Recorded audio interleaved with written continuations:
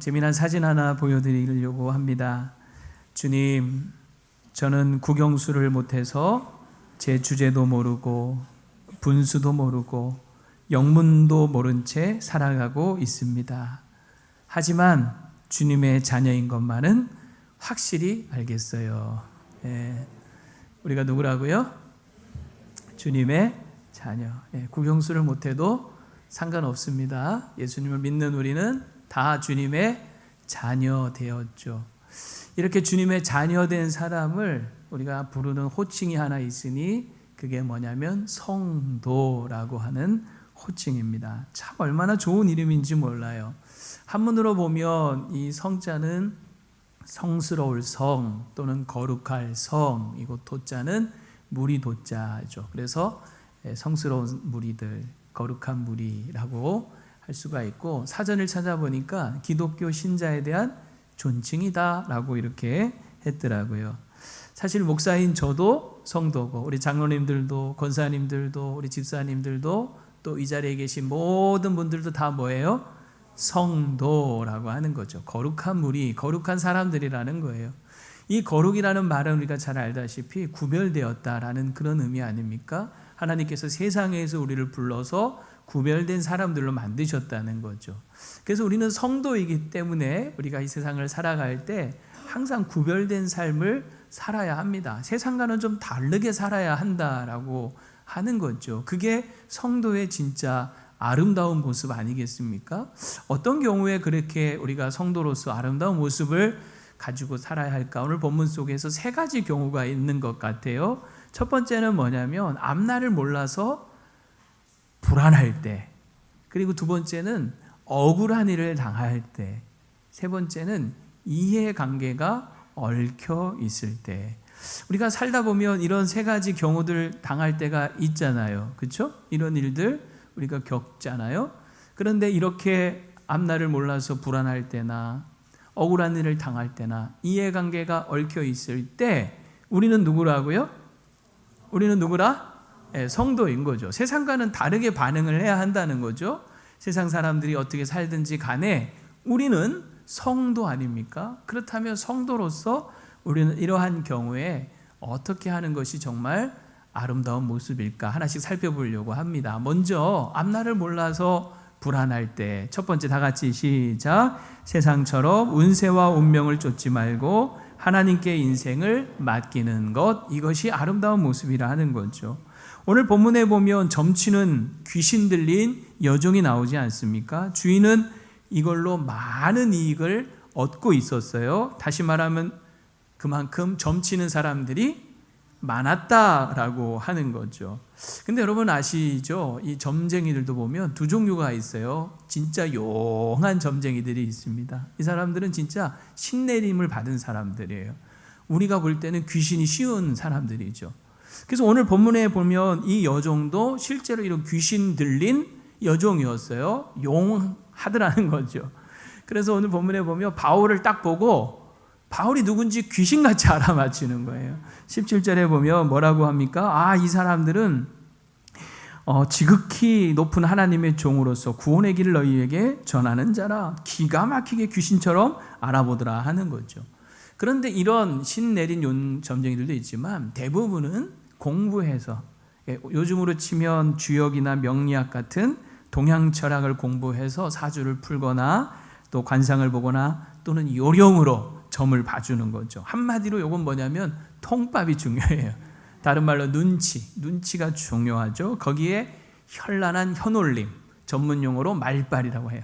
이 말빨로 사람들의 심리를 이용하면서 그럴듯하게 얘기를 해주는 거예요. 그러니까 이런 점쟁이들한테는요, 사실은 다 농락당하는 겁니다. 그리고 실제로 신내림 점쟁이들 앞에서는 귀신에게 놀아나는 거죠. 여러분 이런 얘기하면 목사님 누가 요즘 점 봅니까? 라고 생각되시는 분들도 있을 거예요. 근데 통계가 있습니다. 우리나라 사람들이 얼마나 점을 자주 보는지, 국민의 몇 %가 점을 본 적이 있다라고 대답을 했냐면은 지난 5년 동안 점을 본 적이 있다. 41%. 많아요, 적어요? 많지 않습니까? 물론 이렇게 자세히 보면 어쩌다 한번 봤다 하는 사람이 제일 많고, 그러나 수시로 정기적으로 또는 큰일을 앞두고 본 사람 다 포함해서 41%나 되더라는 거예요. 남자보다는 여자가 좀 많았고요. 점은 우리가 나이 드신 분들만 본다고 생각을 많이 하는데 의외로 20대, 30대 젊은 사람들이 더 점을 많이 보고 있더라는 거예요. 참 이것도 신기한 통계죠. 여러분 한번 물어볼까요? 우리나라에 목사 수가 많을까요? 무속인 수가 많을까요? 목사 수가 많을 것 같죠. 그런데 사실은 한국의 목사는 10만 명, 무속인은 40만 명이래요. 이게 2013년 통계인데요. 지금 한 10년 지났잖아요. 10년 지나는 동안 저 무속인 수는 줄었을까요? 늘었을까요? 2배 가량 늘었다고 해요. 그래서 지금은 한 100만 명까지 봅니다. 물론 목사 수도 좀 늘었을 거예요. 그런데 훨씬 많다는 거죠. 그만큼 뭐가 된다? 장사가 된다는 거 아니겠어요?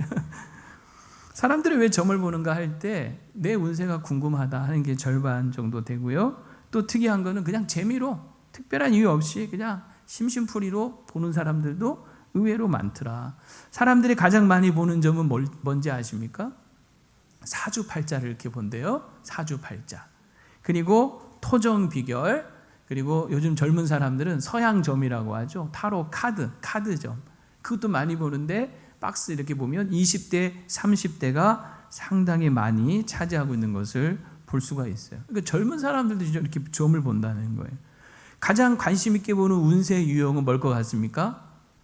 뭐니 해도 재물운. 돈 많이 벌 수 있겠나? 이거 본다는. 이번 사업하면 잘 되겠나? 뭐 이런 거죠. 그리고 나서 건강운, 그리고 올해의 운, 또 재테크운, 뭐 자녀운 이런 식으로 자신의 운세를 이렇게 알고 싶다는 거예요. 근데 재미난 사실은 또 뭐냐면 점을 신뢰하느냐, 믿을 수 있느냐, 믿느냐라고 할 때 의외로 점을 신뢰한다는 대답은 불과 21%밖에 되지 않아요. 그러니까 신뢰하지 않는다가 66%, 잘 모르겠다가 13%인 거죠. 근데 특이하잖아요. 이렇게 신뢰 안 하는데 왜 이렇게 그럼 점을 보는 사람들은 많을까요? 그 이유가 뭐냐면 미래에 대한 불안함, 답답함 때문에 그렇다는 거예요. 불안하고 답답하니까 점이라도 가서 봐야 속이 시원하고 불안함이 해소가 되고 위로가 된다. 그래서 실제로 이 심리적 효과가 뭐냐면 이 운세 점을 통해서 얻는 심리적 효과가 마음의 위안을 받는다라는 게 여러분 무려 90%가량 되는 거죠. 그러니까 미래가 불안하고 답답하니까 점을 통해서 위안을 받고자 점을 그렇게 본다는 거예요. 그럼 여기서 가장 궁금한 거, 교회 다니는 사람들은 점 볼까요? 안 볼까요? 몇 퍼센트 나와야 돼요? 0% 나와야죠? 그죠? 점 보면 안 되잖아요. 그런데 짜자잔 몇 퍼센트? 23%가 점을 본 적이 있다. 누가? 개신교, 우리 교회 다니는 사람들. 물론 다른 종교에 비하면 천주교, 불교 또 종교 없는 사람에 비하면 상대적으로 적지만 23% 적은 수예요, 많은 수예요? 많은 수예요. 교인들 4-5명 모여있으면 그 중에 한 명은 점 본 적이 있다는 거 아니에요. 자수해서 강명 찾읍시다 하고 손들라고 하면 여기도 4-5명 중에 한 명은 들 수도 있다는 거죠. 심지어는 뭐 권사님들, 뭐 장로님들도 가서 이렇게 본다는 거 아니에요. 교회 중직자들도 가서. 정말 세상 추하고 미련한 짓 아닙니까? 살아계신 하나님을 믿는다고 하면서 미래가 불안하고 답답하다고 그저 사람들의 현란한 그 혀놀림 말발에 속아 넘어가고 귀신 장난에 그 인생을 맡긴다는 게 말이 됩니까?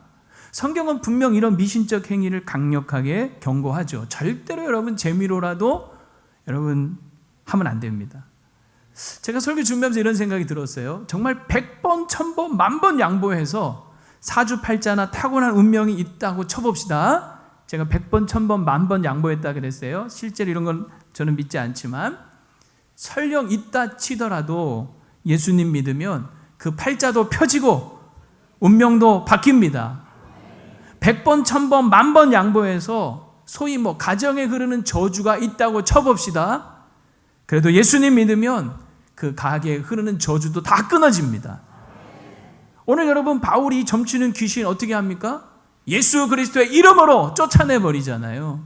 오늘 예수 그리스도의 이름의 능력으로 여러분의 인생의 모든 불행과 불운과 이거 흐르는 모든 그런 어둠과 저주들 다 끊어버리시고 쫓아내시기를 주의 이름으로 축복합니다. 예수 그리스도의 이름의 능력을 믿고 사는 거지, 예수님의 이름을 의지하며 사는 거지, 이런 쓸데없는 짓에 여러분 돈 낭비하지 말라는 거죠. 예수님 믿으면 복 받습니다. 아멘. 예. 근데 더 정확하게는 예수 믿는 것이 복입니다. 앞뒤적으로 한번 인사하세요. 예수 믿는 것이 복입니다. 정말 그렇습니다. 예수님 믿으면 복이지만, 그러나 예수 믿는 것이 이미 복이라는 거예요. 예수님 안에 있으면 모든 것이 다 복이 됩니다. 그래서 예수님 믿으면요, 잘 되는 것도 복이지만 안 되는 것도 복이에요. 형통한 것도 복이지만 환난을 당해도 그게 복이에요. 심지어는요, 사는 것도 복이지만 죽는 것도 복이에요. 이거 제 말이 아니라 바울이 빌립보서 1장 21절에 이는 내게 사는 것이 그리스도니, 그 다음 시작, 죽는 것도 유익함이라 이렇게 말하잖아요. 내 안에 그리스도가 살고 계시니 심지어는 죽는 것도 유익하다라고까지 말하는 거예요. 우리는 뒤로 넘어져도 코가 깨지는 게 아니라 7번 넘어져도 8번 일으켜 주실 줄로 믿습니다. 왜 그렇게 우리가 이렇게 말할 수 있느냐면, 하나님께서 때로는 고난당해도 그 고난도 유익되게 하시고 모든 것을 합력하여 선을 이루어 주시고 악도 선으로 바꾸어 주시기 때문인 거죠.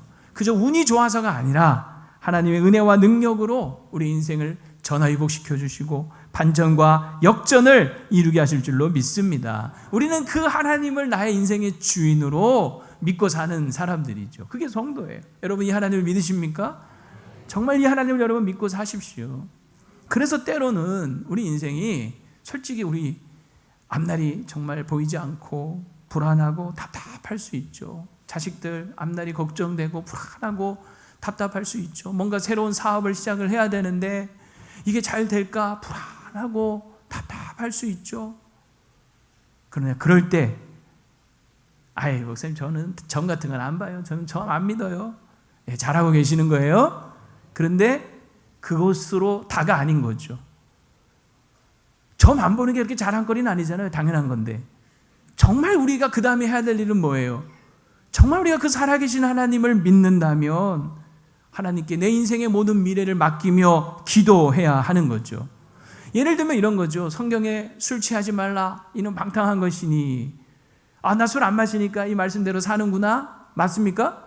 반만 맞는 거예요. 실제로 더 중요한 건 뭐예요? 술 취하지 말라 이는 방탕한 것이니 그 다음에 오직 성령으로 충만함을 받으라. 이게 다 되는 거 아니에요? 정말 우리에게 중요한 거는 오늘 점 보지 마. 그 당연하죠. 저는 이제까지도 안 받고 앞으로 평생 안 볼 거예요. 잘하시는 거예요. 그러나 이게 다가 아니고 그건 반밖에 아닌 거죠. 정말 우리가 하나님을 믿는다면 내 인생이 답답하고 불안할 때 불안과 두려움 속에 떨며 살지 마시고 밤잠을 이루지 못하면서 살지 마시고 우리 인생의 주인이신 하나님께 맡기고 기도할 수 있기를 축복합니다. 오늘 바울이 그런 거 아닙니까? 솔직히 바울이 2차 전도여행을 떠나서 자기 뜻대로 된 게 없어요. 자꾸 하나님이 길을 막으셔서 지금 마게도냐까지 넘어온 거예요. 대륙을 넘어서 온 거예요. 아시아를 벗어나 유럽 땅으로 들어온 거예요. 앞으로 어떤 일이 펼쳐질지 모르는 거죠. 얼마나 불안하고 답답하겠어요. 그러나 그때 바울이 한 일은 뭡니까? 사도행전 16장 13절에 보면 이 낯선 빌립보에 도착해서 가장 먼저 한 일이 다 같이 시작, 안식일에 우리가 기도할 곳이 있을까 하여 기도할 처소를 찾는 거예요. 오늘 본문 16절에도 바울이 16절 같이 읽어봅시다. 시작, 우리가 기도하는 곳에 가다가 뭐 했어요? 기도했다는 거죠. 기도.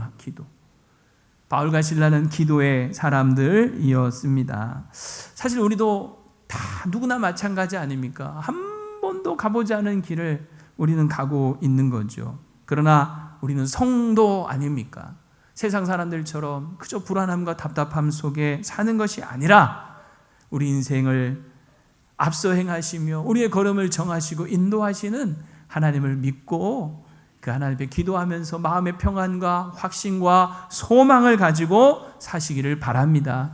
이게 성도의 아름다운 모습이라는 거예요. 성도는 달라야죠. 성도라면 달라야죠. 왜 세상 사람들처럼 불안함과 두려움 속에 왜 그러고 사냐는 거예요. 우리는 누구라고요? 성도입니다. 그 모든 불안함과 답답함을 하나님께 맡기고 기도하면서 평안함과 확신 속에 사는 저와 여러분 되기를 축복합니다. 두 번째로 억울한 일을 당할 때 우리는 어떻게 됩니까? 다 같이 시작. 세상처럼 원망하지 말고 고난 속에 어떤 상황 속에서도 하나님을 신뢰하는 것이죠. 이게 아름다운 모습이라는 거예요. 오늘 이 바울과 실라가 귀신 들린 여종을 고쳐준 것 때문에 어떤 일을 당합니까? 매맞고 감옥에 가는 거예요. 사람들로도 박수와 환호를 받기는커녕 오히려 매맞고 감옥에 간 거예요. 이게 어찌된 일입니까? 우리 성경 너무 잘 아는 얘기지만 다시 한번 정리를 해보면 이런 거죠. 이 귀신이 나가니까 이 여종의 신기가 떨어진 거예요. 그러니까 주인이 보니까 이거 이제 전빨이 안 설게 된 거죠.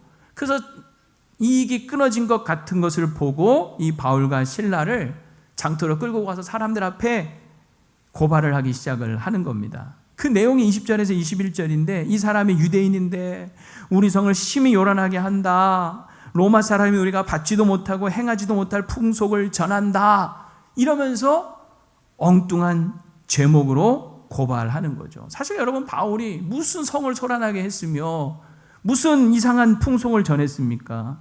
그렇지 않았거든요. 그런데 있지도 않은 제목을 붙여서 고발을 해버리는 거죠.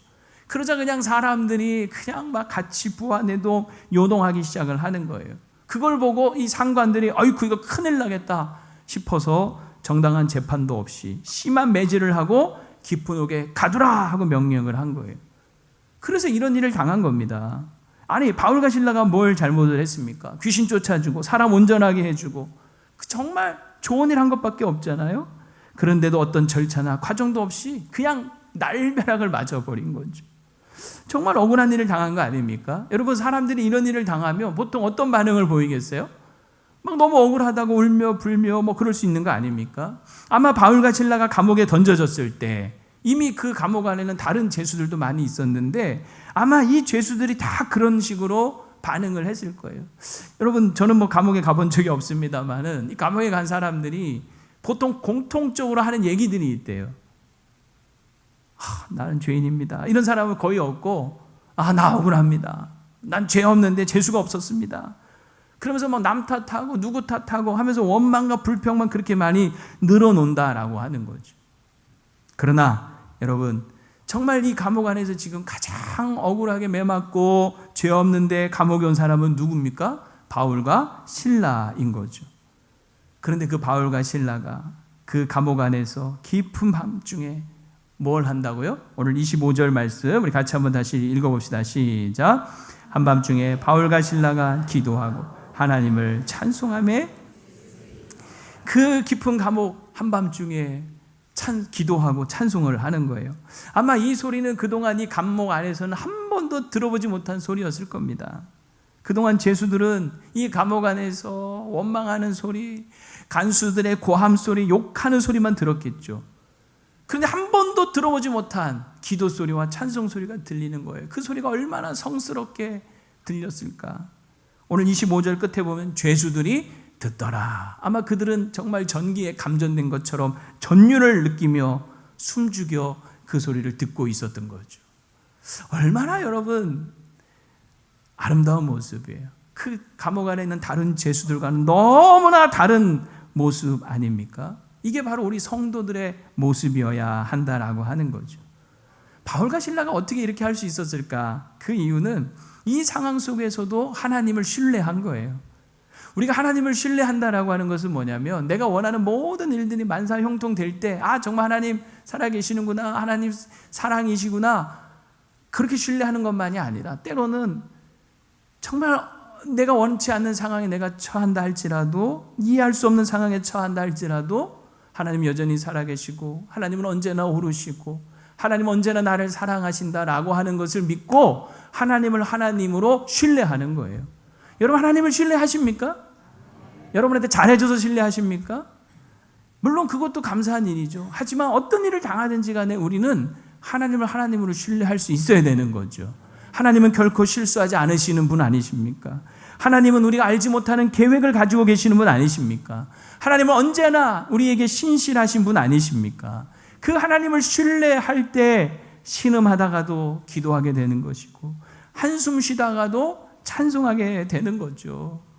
오늘 하나님을 신뢰함으로 여러분 안에 탄식이 변하여 기도가 되고 한숨이 변하여 찬송이 되기를 축원합니다. 사실 이 바울과 실라가 처음부터 이렇게 할 수 있었을까 생각을 해보면 물론 그렇지는 않은 것 같아요. 예전에 제가 한번 이 부분 가지고 설교하면서 이 한밤중에라는 말이 그것을 보여준다. 혹시 기억나십니까? 아마 바울과 실라도 처음에 매 맞고 들어왔을 때 이 상황이 너무나 이해가 안 됐겠죠. 아프지 않았겠어요? 그 매 맞은 자리가. 왜 우리가 매 맞고 감옥에 갇혀야 하는가? 왜 하나님 이런 꼴을 당하게 하시는가? 우리는 그저 순종하며 온 것뿐인데 하나님 앞에 헌신하고 충성한 것밖에 없는데 하나님 왜 나한테 이러십니까? 왜 내버려 두십니까? 하나님 뭐하고 계십니까? 뭐 이런 마음 들지 않았겠어요? 그러니 처음부터 뭐 기도가 되겠어요? 찬송이 나오겠어요? 그러니 한밤중이 된 거예요. 그러다가 보니까. 그러나 중요한 것은 뭐냐면 바울과 실라가 그 깊은 고민 끝에 내린 결정이 뭐였느냐? 그 원망을 그치고 원망과 불평 대신에 하나님께 기도하기 시작했다라고 하는 거죠. 물론 이런 일을 당해야 되는 이유를 아직 모릅니다. 앞으로 어떻게 될지도 모릅니다. 하지만 이 시간, 이 상황을 허락하신 하나님을 믿고 신뢰하면서 그 하나님 앞에 기도하기 시작을 하는 거죠. 먼저 하나님의 뜻을 묻고 구했을 거예요. 하나님, 왜 이런 일을 당해야 하나요? 여기서 제가 깨달아야 될 것이 무엇인가요? 하나님 앞으로 어떻게 하실 건가요? 하나님의 뜻을 묻는 거죠. 여러분 아십니까? 기도해 보신 분들은 알 거예요. 이렇게 우리가 앞이 보이지 않는 깜깜함, 또 정말 안개 가린 것처럼 한치 앞을 분간 넣을 수 없는 그런 상황 속에서 하나님께 기도하다 보면요, 마치 그 안개가 싹 거치는 것처럼, 그 어둠이 물러나고 빛이 환하게 비춰주는 것처럼, 처음에는 이 상황이 이해가 안 되고 이게 지금 뭐지 싶었던 상황들이 점점 선명해지고 분명해지고 명확해지기 시작하는 거예요. 여러분 경험해 보신 적 있으세요? 없으세요? 이걸 꼭 경험해 보셔야 돼요. 정말 안개 속에 있었는데 얼마나 안개 속에 있으면 답답해요. 앞에 뭐가 있는지 모르니까. 그런데 기도하다 보면 그 안개가 거치기 시작을 하는 거죠. 하나님에 대한 의심이 사라지고 하나님에 대한 믿음이 또렷해지기 시작을 하는 거죠. 그래서 우리가 기도해야 하는 거예요.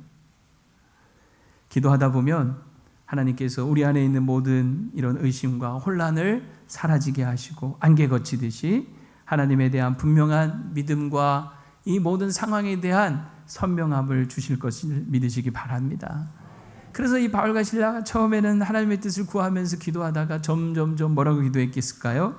하나님, 요셉과 함께 하신 것처럼 하나님 우리와 함께 하여 주옵소서.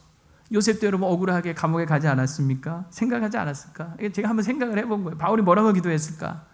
하나님, 비록 우리가 감옥에 갇혔지만 이 빌립보 성으로 인도하신 이가 하나님이신데 복음 전하라고 하셨는데 여기서도 계속해서 복음이 전해지기를 원합니다. 하나님, 비록 우리가 지금 억울하게 감옥에 와 있지만 우리를 이렇게 억울하게 만든 사람들 긍휼을 베풀어 주시고 그들도 구원받기를 원합니다. 뭐 이런 기도 했을 것 같아요. 여러분이라면 뭐라고 기도했을 것 같아요? 그래야 기도를 하는 거죠. 그렇게 기도하다가 정말 하나님께서 자신들과 함께 하시는구나 하는 것을 막 느끼는 거죠. 고난 가운데 위로하시는 하나님을 느끼는 거죠. 하나님의 임재를 경험하는 거죠. 그러자 내면 깊은 곳에서 기쁨이, 감사가 막 솟아오르는 거예요. 여러분, 기쁨이라고 하는 것은 뭐냐면 고통의 부재가 아니라 하나님의 임재이다라는 말이 있어요. 기쁨은 뭐라고요? 고통이 없어서 기뻐할 수 있는 게 아니라 비록 고통 가운데 있어도 하나님의 임재를 경험하면 그 임재 가운데 기뻐할 수 있다는 거예요. 아무리 내 삶이 평안하고 아무 문제가 없어도요, 하나님의 임재가 느껴지지 않고 하나님이 내 인생에서 사라져버린 것 같으면 그 인생은 기쁨이 사라져버리는 거죠. 오늘 이 바울과 실라는 깊은 감옥 안에 있었지만 하나님의 임재 가운데 기뻐하고 감사할 수 있게 된 것이죠. 그러자 찬송이 막 터져나오는 거 아니겠습니까? 주 안에 있는 나에게 딴 근심이 있으랴 십자가 밑에 나아가 내 짐을 풀었네. 주 안에 있는 나에게, 주 안에 있는 나의 딴 근심 있으랴, 딴 근심 있으랴. 십자가 밑에 내 짐을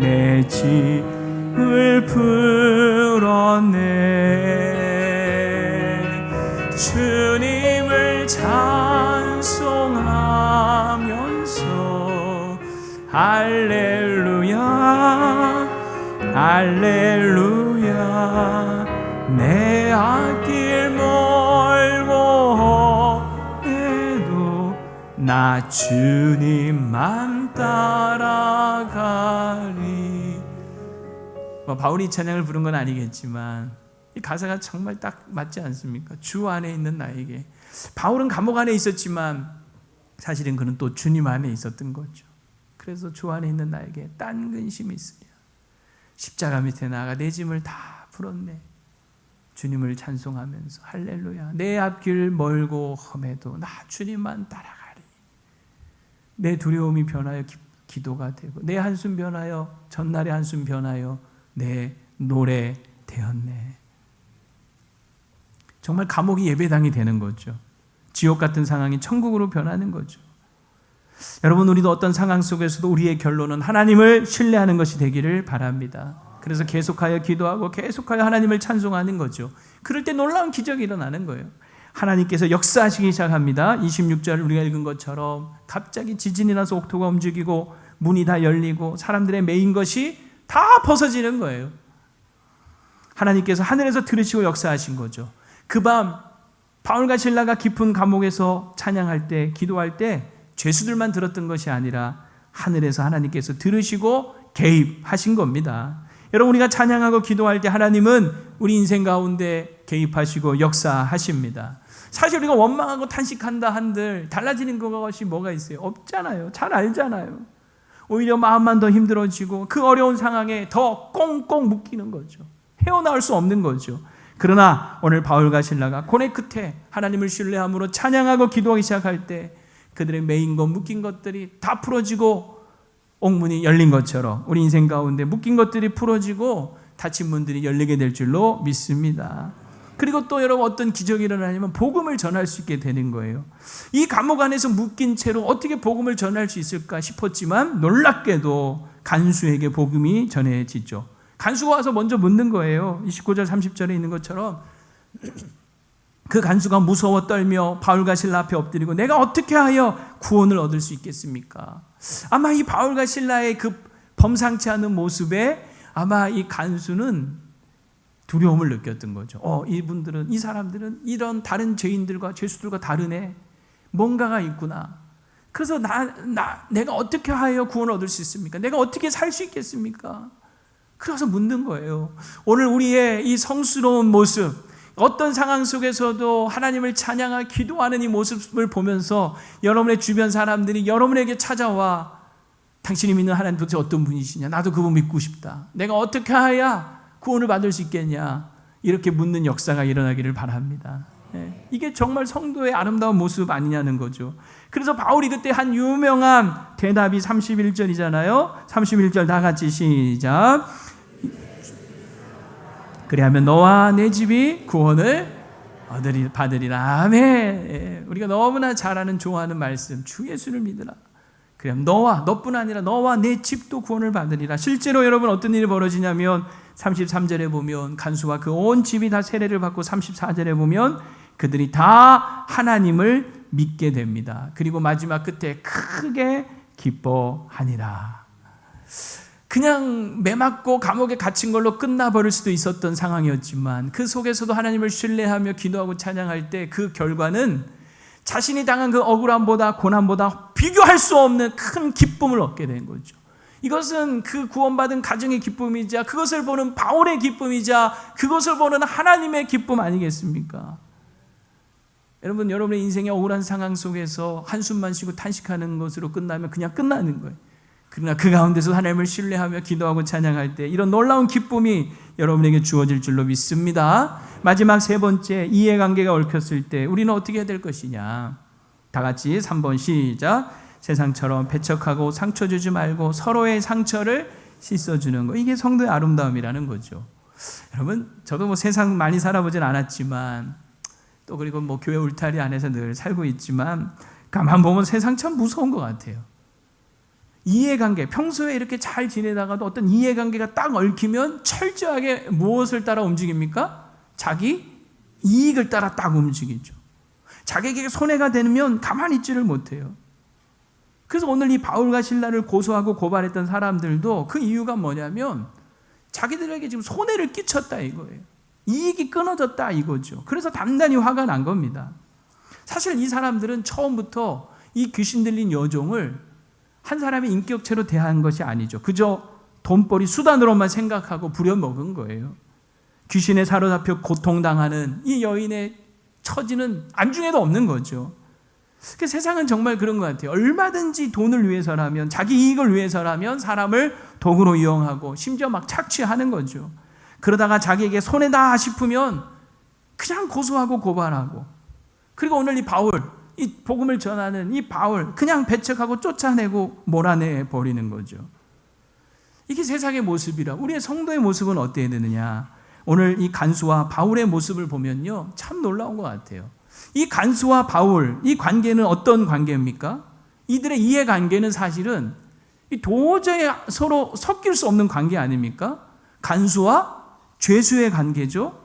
가둔 자와 갇힌 자의 관계, 지키는 자와 묶인 자의 관계, 때린 자와, 좀 하나 해보세요. 때린 자와 맞은 자의 관계, 로마인과 유대인의 관계죠. 그러니까 이런 이해관계를 따지면 절대로 가까이 할 수 없는 관계, 서로 상종하거나 마주 앉을 관계가 아닙니다.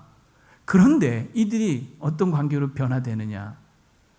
바울에게서 복음을 들은 이 간수가 오늘 33절 여러분 보세요. 자, 33절 한번 보겠습니다. 시작. 그들을 데려다가 그 맞은 자리를 씻어주고 자기와 그 온 가족이 다 세례를 받아요. 자, 이 간수가 바울과 실라를 데려다가 뭘 했어요? 상처를 씻어주는 거예요. 물로 씻어주는 거예요. 그리고 바울은 그 물로 이 사람에게 세례를 베풀어 주는 거죠. 이 세례라고 하는 것이 죄 씻음의 상징 아닙니까? 그러니까 이 간수는 바울과 실라의 상처를 씻어주고 바울은 그 간수의 죄를 씻어주고 서로 씻어주는 거죠. 죄와 허물을 씻어주는 거예요. 상처를 씻어주는 거예요. 야, 이런 관계로 발전을 하는 거죠. 여러분 생각해 보세요. 이 간수가 바울과 실라의 상처를 씻어줄 때 어떤 마음, 어떤 심정이었을까요? 그 상처를 씻어주면서, 그 매맞고 멍들어 있는 피투성이 된 그 상처를 씻어주면서 얼마나 미안했겠어요. 자신이 직접 때린 것은 아닐지 몰라도 그 매맞은 자리를 보며 죄송합니다, 잘못했습니다 하면서 그 마음을 전하며 씻었겠죠. 자신도 아마 처음 바울과 실라가 옥에 던져졌을 때 아마 모진 소리를 했겠죠. 간수로서 죄수에게 하는 말들 있잖아요. 착고에 채우면서 얼마나 함부로 대했겠어요. 그거 미안해하면서 또 눈물을 흘렸겠죠. 죄송합니다, 몰라 뵀습니다, 이렇게 귀한 분인 줄 몰랐습니다. 그리고 또 고마운 마음도 전하지 않았겠습니까? 옥문이 열렸을 때 바울과 실라가 도망갔다면 자기는 죽은 목숨이잖아요. 그래서 자결하려고 했잖아요. 그런데 그런 자신의 목숨을 살려준, 그 목숨을 구해준 것에 대해서 고마워하면서 당신은 나의 생명의 은인이십니다 하면서 그 상처를 씻어주는 거죠. 바울은 또 어땠을까요? 세례를 베풀면서 얼마나 또 그 마음이 감격과 감동이 됐을까요? 고맙습니다, 복음을, 말씀을, 제 이야기를 들어주시고 예수님을 믿고 이렇게 세례까지 받으니 정말 고맙습니다 하면서 또 뭐 눈물을 흘리며 서로 부둥켜 안고 뭐 정말 눈물바다 되지 않았겠어요? 그리고 나서 오늘 34절에 보니까 그들을 데리고 자기 집에 올라가서 음식을 차려주고 같이 마주 앉아서 식사를 하며 웃으며 기쁨을 나누는 거죠. 이게 여러분 정말 성도의 아름다운 모습 아니겠느냐 하는 거예요. 어떤 목사님 설교를 듣다 보니까 세상에 두 종류의 사람이 있다 그러더라고요. 하나는 닭과 같은 사람이 있대요. 닭. 요즘이야 다 대부분 이제 케이지에 집어넣어서 닭을 키우지만 시골에 가면 지금도 닭에 풀어놓고 키우잖아요. 근데 닭은 어떻습니까? 닭은 거름 위에 올라가서 그 냄새나는 거름을 큰 발로 파헤치죠. 그래서 여기 있던 이 거름 더미가 한순간에 이쪽으로 막 옮겨지는 거죠. 뭐 하려고 그렇게 파헤칩니까? 지렁이 잡아먹으려고. 심지어는 팔 걸음이 없으면 맨 땅도 막 파헤치는 거죠. 모든 것을 다 흩어버리고 그리고 눈에 보이는 대로 막 쪼아내는 거죠. 이 닭과 같은 사람이 있다. 뭐든지 파헤치고 옳고 그름의 원리를 따지면서 부정적이고 비판적인 사람. 마음에 안 들면 닭처럼 뭐예요? 막 다 쪼아대는 그런 사람. 그런데 벌과 같은 사람이 있다. 꿀벌 같은 사람. 이 꿀벌은요, 그 쌀알의 한 3분의 1 정도 되는 그 꿀을 멀리 2km, 4km 밖에서부터 물고 오는 거죠. 그 물고 온 그 꿀을 벌집에다 모아서 채우기 시작을 합니다. 그런데 여러분 아십니까? 이때 이 모아온 꿀은 아주 밋밋한 맹물 같은 그런 맛이 거의 안 나는, 그러니까 우리가 흔히 먹는 그 꿀 맛이 안 난다는 거예요. 그냥 거의 맹물이나 다름없대요. 그런데 그걸 모아다 놓고 이 꿀벌이 뭐 하냐면 밤새도록 엉덩이를 뒤로 하고 날개짓을 하면서 거의 3주에서 한 달 정도 그 꿀을 말린대요. 물 빠져나가도록. 그래서 이 벌집 앞에 보면 물이 이렇게 흘러나온다는 거예요. 제가 아침에 우리 신망관장한테 확인을 했어요. 맞다고. 벌들이 그렇게 한대요. 그렇게 해서 맹물이 빠져나가고 이제 밀도가 높아지는 거죠. 그렇게 밀도가 높아지면 마지막으로 밀봉을 딱 한대요. 덮어버리는 거죠. 이렇게 밀봉된 꿀은 100년이 가도 변하지 않는다는, 이상이 없다는. 기후가 변하고 기상이 변해도 환경이 변해도 그 꿀은 그냥 그대로 보존된다. 이 얘기를 하시면서 닭은 뭐하고? 파헤치고, 벌은 뭐하고? 모으고. 사람 중에도 닭처럼 매번 파헤치는 사람이 있다. 마음에 안 들면 계속 쪼아대는 사람이 있다. 반대로 벌과 같은 사람이 있다. 그 밋밋한 꿀을 물고 와서 밤새도록 고생하면서 정말 좋은 꿀을 만들고 밀봉을 탁 해서 덮어버림으로 사람들에게 유익을 주는 그런 사람도 있다. 그 얘기를 들으면서 나는 어떤 사람인가 생각을 해봤어요. 저는 어떤 사람 같아요? 말 못하시죠? 네. 고백하건대 나는 정말 닭처럼 살았구나 하는 생각이 들어요. 그냥 파헤치고 쪼아내고. 그래서 참 우리 주변 사람들이 많이 힘들었겠다 하는 생각도 해봅니다. 근데 여러분 정말 어떤 사람이 더 좋은 사람 같아요? 에? 꿀벌 같은 사람 아니겠어요? 어떤 사람하고 살고 싶으세요? 꿀벌 같은 사람 아니겠습니까? 우리 성도들은 좀 이 꿀벌 같은 사람이 되면 좋겠다 하는 그런 생각이 듭니다. 세상은 자기의 유익을 위해서 없던 제도 만들어서 배척하고 상처 준다면 성도는 있던 벽도 허물고 서로의 상처와 죄를 씻어 주어야 하는 거죠. 우리는 이미 다 예수님의 보혈의 피로 씻음 받은 사람들 아닙니까? 그러니 여러분 서로 씻어주는, 아픔과 상처를 씻어주고 죄와 허물을 씻어주는 그런 아름다운 우리 성도들 다 되시기를 주의 말씀으로 축원합니다. 이제 말씀을 맺으려고 합니다. 우리가 살다 보면 이런 경우들 분명히 있잖아요. 정말 앞날을 몰라서 불안하고 답답할 때 있을 거고, 그리고 또 억울한 일을 당해서 너무 고통스럽고 괴로울 때도 있을 것이고, 그리고 이해관계가 이렇게 얽혀서 정말 복잡할 때 그럴 때 있을 거 아니에요. 그런데 그럴 때 우리는 과연 어떻게 살아야 되느냐? 우리는 누구다? 우리는 누구다? 성도인 거죠. 나는 성도다라는 사실을 잊지 않았으면 좋겠어요. 이 상황들 속에서 그래 나는 성도인데, 나는 하나님의 택한 백성이고 하나님이 구별하신 자녀인데, 그래 세상 사람들이 어떻게 살든지 간에 나는 거룩한 성도로서 살아야지, 다르게 살아야지 하는 그 마음의 결심과 결단이 여러분에게 있기를 바랍니다. 그래서 세상과 다른 아름다운 신앙과 인품과 품위를 가지고 살아가는 우리 모두가 되기를 축원합니다. 오늘 그 결심과 결단 속에 주의 영이신 성령께서 여러분을 도우시고 이끄실 줄로 믿습니다.